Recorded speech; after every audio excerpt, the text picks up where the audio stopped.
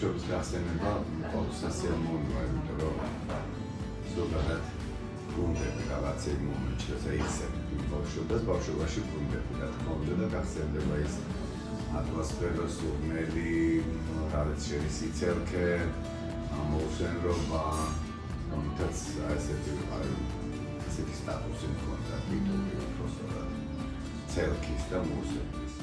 რაჭაში გამომწესებდნენ ხოლმე ბებიაჩენთან.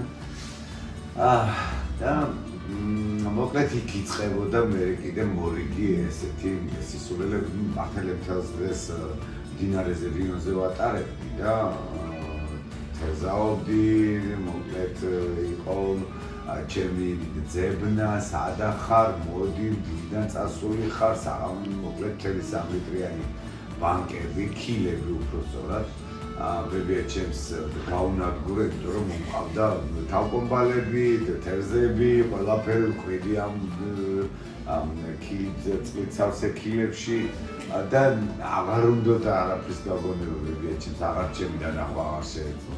თუმცა რას ვიზავთ, ეგეთი ბავშვობა მქონდა. მე ვიყავი 10 წლის, 11-ის, როცა ქუთაისის ესეთი ანსამბლი იყო, ქუთაისში საბავშვო ანსამბლი იყო, ვოკალური ინსტრუმენტალური ანსამბლი, ალიანია თქვა ამ ანსამბლს და მათ მიუყვანეს სასიმღეროდ. და იქ მღეროდი ამ ანსამბლში და მოგეხსენებათ, მაშინ ვიწევდა ხოლმე და სხვადასხვა საკონცერტო დარბაზებში, კონცერტზე გამოსვლა, მონაწილეობის მიღება და მოკლედ ხშირად იყო ეს ყველაფერი, ანუ სცენა ვთქვათ მართლა იქიდან შემოყვარდა. და დაიწყო ჩემი სიყვარული სცენის მიმართ და ალბათ იმაზედაც ვფიქრობდი ჩემი ან მეც, რომ შეიძლება მომღერალი ყოფილიყავი და მან სიმღერით დაიწყო სცენასაც სიყვარული ჩემი. აღმოჩნდა, რომ თურმე უფრო საინტერესო პროფესიებიც არსებობს. ჩემთვის რა თქმა უნდა. ძალიან ამოვიჩენე ეს ყველაფერი და მის გარეშე თითქოს საღამო არ ვსრულდებოდა, რომ არ მეკითხა. საბჭოთა კავშირი იყო მოგეხსენება და დანგრევის პირას იყო, მაგრამ მე მაინც მომიწია ეს 2 წლიანი საბჭოთა კავშირის ჯარი რუსეთში განმამწესეს ჯარში, ჯარის მოლევის ანუ დამთავრების შემდეგ დავბრუნდი საქართველოში, თბილისში და ჩავაბარე უკვე ცოტა მოგვიანებით. სუპირორი სპექტაკლი ინსტიტუტში ჩაბარების დროს იყო უჩინმაჩინის გუნდი. სადაც მე ივანეს ვთამაშობდი და მოხდა ისე ცხოვრება, ისე გამვითარდა, რომ ისევ დაიწყო მარჯანიშვილის თეატრში უჩინმაჩინის გუნდი და უკვე მე მთავარი როლი ვითამაშე მარკიროზას როლი და მოკლედ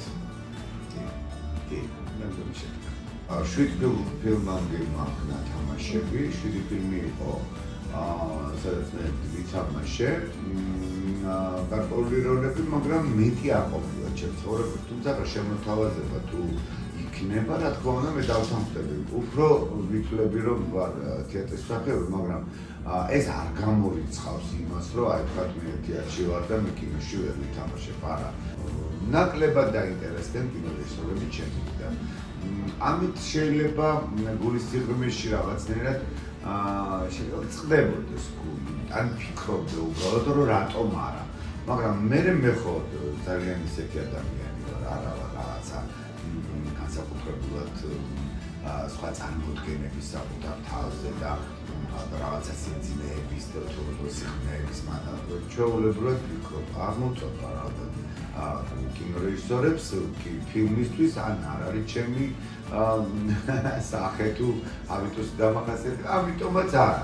რა, ამის თქმა უნდა გამოჩნდეს, როცა ალბათ შეიძლება ესე იყოს, ეს ხო ჩემი ფიქრებია, მე ხო ამას ვფიქრობ და ამით ვამართლებ იმას, რომ ამიტომაც ალბათ ფილმში არა.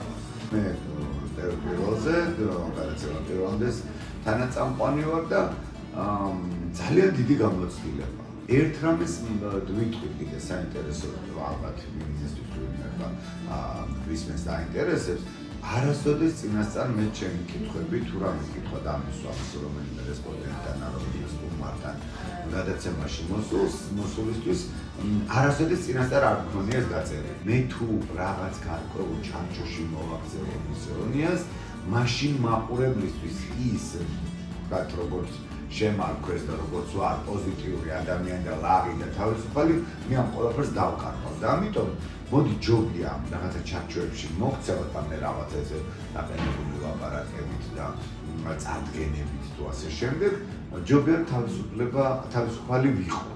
და რომ თუ მეცემინება დავაცემინო პირდაპირ ეთერში და თუ უახლოებით და ასე და თუ მეცინება გავიცინო და თუ მეკიდება ვიტყვანო. თავისუფლება ძალიან მნიშვნელოვანია მოგეხსენება და ამიტომაც ალბათ მეუბნებიან ქუჩაში რომ ძალიან სასიამოვნოა შემიწერა როცა მითხავს გადაცემა. პატარაონისას რას ეტყობთ? ხო, გაგრძელოს ესე ცხოვრება, იყოს ესე ცელქი, ონავარი, მოუსვენარი და უფრო მეტ სიამოვნებას მიიღებს მე ცხოვრებისგან.